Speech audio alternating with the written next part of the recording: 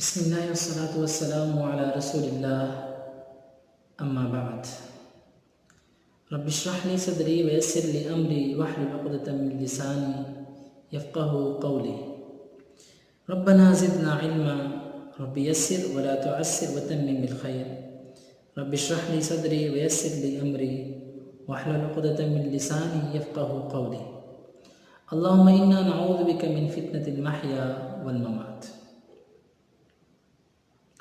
قرآن اور سنت کی محبت کو دل میں بسانے والوں، جیسا کہ آپ جانتے ہیں کہ ہم اصحاب کہف کی گفتگو جاری رکھے ہوئے ہیں۔ سابقہ درس میں ہم نے اصحاب کہف کے 3 منہج جو تھے ان کو اجاگر کیا۔ پہلا منہج کہ انہم فتیۃ آمنوا بربہم وزدناہم ھدی، وہ نوجوان جنہوں نے اپنی جوانیاں اللہ کی راہ میں قربان کر دی، اور انہوں نے پہلا منہج ہمیں یہ سکھایا، ہمیں یہ بتایا کہ آمنوا بربہم، اپنے رب کی ذات پر ایمان لے کے آؤ، وزدناہم ھدی، تو وہ رب تعالی اور رب باری تعالی تمہیں ہدایت میں مزید 2 گنا 4 گنا اضافہ کرتا رہے گا۔ دوسرا منہج انہوں نے ہمیں سکھایا کہ مستقل دعاؤں میں لگے رہو، ربنا آتنا من لدنک رحمۃ، اے اللہ اب ہم نے تیرے یہ راستہ توحید والا راستہ چن لیا ہے، اب اس میں رحمتیں تو نے برسانی ہیں، وہیئ لنا من امرنا رشدا، اے اللہ اس میں دشوار گھاٹیوں سے جو گزرنا ہے اللہ اس راستے کو ہمارے لیے آسان بھی تو نے کرنا ہے۔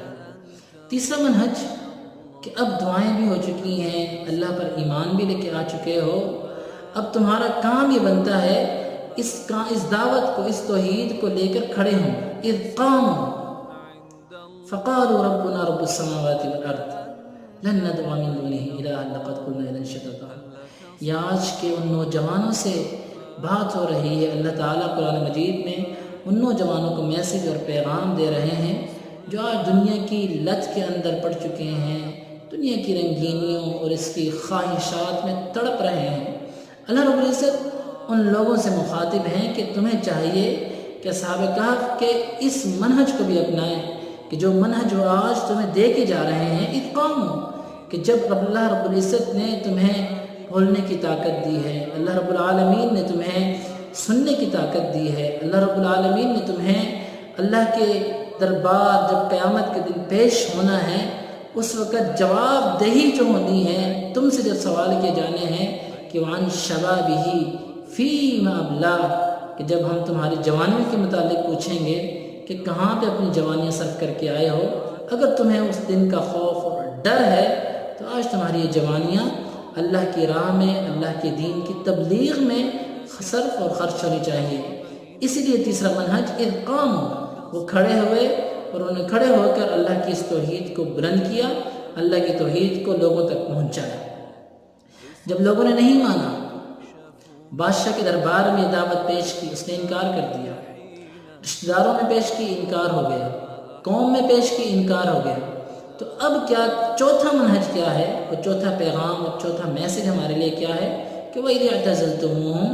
وَمَا يَعْبُدُونَ إِلَّا اللَّهَ فَأْوُوا إِلَى الْكَهْفِ، کہ اب چل پڑو، کہیں ایسا نہ ہو کہ یہی لوگ جو آج تمہیں فتنہ و فساد میں مبتلا کر دینا چاہتے ہیں، جو بادشاہ تمہیں دھمکیاں دے رہا ہے، جو قوم تمہیں دھمکی دے رہی ہے کہ ہم تمہیں جب تک ہماری ملت میں، ہمارے دین میں تم لوٹ کر نہیں آ جاتے تمہیں سنسار کریں گے، تمہیں رجم کریں گے، تمہیں مختلف قسم کی سزائیں دیں گے، تو ان سزاؤں سے بچنے کے لیے ہمارا یہ فرض بنتا ہے، ہمارا یہ حق بنتا ہے، اور یہ ہمارا منہج ہے۔ یہ اصحاب کہف ہمیں ایک منہج دے کے گئے، ایک راستہ دے کے گئے ہیں کہ فَأْوُوا إِلَى الْكَهْفِ، کہ جب فتنہ و فساد اس قدر عریض ہو، وسیع و عریض، تو پھر غاروں کی طرف چلے جاؤ، پہاڑوں کی طرف چلے جاؤ، تنہا ہو جاؤ، یکتا ہو جاؤ، تو ان تمام لوگوں سے مختلف ہو جاؤ، یہاں سے چل پڑو۔ يَنْشُرْ لَكُمْ رَبُّكُمْ مِنْ رَحْمَتِهِ، پھر یہ مت سمجھنا کہ تمہارا رب تمہیں چھوڑ دے گا، تمہارا رب اپنی رحمتیں تم پہ وہاں بھی برسائے گا۔ وَيُهَيِّئْ لَكُمْ مِنْ أَمْرِكُمْ مِرْفَقًا، اور تمہارے اس کام میں، تمہارے اس دینی معاملات میں اللہ رب العزت مزید نرمیاں، مزید آسانیاں پیدا فرمائے گا۔ تو یہ چوتھا منہج ہے جو آج ہم آپ کے سامنے ڈسکس کرنا چاہ رہے ہیں، غار والوں کے متعلق، اصحاب کہف کے متعلق، جو انہوں نے توحید کی خاطر اپنایا اور ہمیں یہ میسج دیا، ہمیں یہ پیغام دیا کہ تم بھی اگر فتنہ و فساد میں مبتلا ہو تو پھر اپنے اس دین کی خاطر، دین کو بچانے کی خاطر، توحید کو بچانے کی خاطر ہجرتیں کرو، ہجرت کرو اللہ کے راستے میں، اللہ کی راہ میں۔ ینشر لکم ربکم من رحمتی، تمہارا رب تمہیں کبھی ضائع نہیں کرے گا، تمہارا رب کبھی تمہیں تنہا نہیں چھوڑے گا۔ اب اس کے بعد اب آپ یہ دیکھیے کہ اللہ رب العزت نے انہی توحید والوں کو، جنہوں نے سب کچھ ترک کر دیا، سب کچھ چھوڑ چھاڑ کے اللہ کی راہ میں چل پڑے ہیں، اللہ رب العزت نے ان کے لیے قرآن میں کون کون سے الفاظ بیان کیے ہیں، ذرا اس پہ روشنی ڈالتے ہیں۔ نمبر 1، اللہ فرماتے فَضَرَبْنَا عَلَىٰ آذَانِهِمْ، جب اللہ رب العزت نے انہیں غار میں سلایا تو اللہ فرماتے فَضَرَبْنَا عَلَىٰ آذَانِهِمْ، ہم نے خود ان کے کانوں پہ تھپکیاں دی۔ دیکھیے اللہ کی ان غار والوں سے محبت، ان نوجوانوں سے محبت جنہوں نے اپنی جوانی اللہ کے لیے وقف کی۔ آپ نے ایسے نہیں فرمایا تھا کہ من کان للہ کان اللہ لہ، جو اللہ کا ہو جائے تو اللہ اس کا ہو جاتا ہے۔ انہوں نے اپنی جوانی اللہ کے لیے وقف کی تو اللہ تبارک و تعالی فرماتے فضربنا علی آذانہم، ہم نے خود ان کے کانوں پہ تھپکیاں دی۔ صرف اتنا نہیں، اگلی ایک اور آیت اللہ رب العزت فرماتے ہیں وَنُقَلِّبُهُمْ ذَاتَ الْيَمِينِ وَذَاتَ الشِّمَالِ، ہم خود ان کو کروٹیں دے رہے ہیں، کبھی دائیں جانب کبھی بائیں جانب۔ یعنی غار کے اندر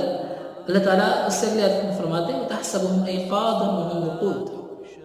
وَتَحْسَبُهُمْ أَيْقَاظًا وَهُمْ رُقُودٌ، آپ سمجھیں گے کہ وہ بیدار ہیں حالانکہ وہ تو سو رہے ہیں۔ مطلب وقتاً فوقتاً کروٹیں چینج ہو رہی ہیں۔ کون دے رہے کروٹیں؟ اللہ فرماتے ہیں نُقَلِّبُهُمْ وَنُقَلِّبُهُمْ، ہم خود ان کو کروٹیں دے رہے ہیں، ذات الیمین و ذات الشمال، کبھی دائیں جانب کبھی بائیں جانب۔ پھر اس سے بڑھ کے اللہ رب العزت کا پیار، اللہ تعالیٰ کی محبت اصحاب کہف کے لیے، اب یہاں سے اندازہ کیجئے اللہ تعالیٰ نے کائنات کا نظام ہی ان کے لیے چینج کر دیا۔ وَتَرَى الشَّمْسَ إِذَا طَلَعَتْ تَزَاوَرُ عَنْ كَهْفِهِمْ ذَاتَ الْيَمِينِ وَإِذَا غَرَبَتْ تَقْرِضُهُمْ ذَاتَ الشِّمَالِ وَهُمْ فِي فَجْوَةٍ مِّنْهُ، اللہ تعالیٰ جو سورج صدیوں سے اپنی ایک لائن پہ چلا آ رہا ہے، اپنی جو اس کا جو سسٹم ہے، جو اس کا نظام ہے، جس نظام کے تحت اللہ نے اسے آرڈر دیا، جو اپنا نظام صدیوں سے اس کے تحت چل رہا ہے، لیکن جب 309 سال کا عرصہ، جن 309 سالوں میں اللہ تعالیٰ نے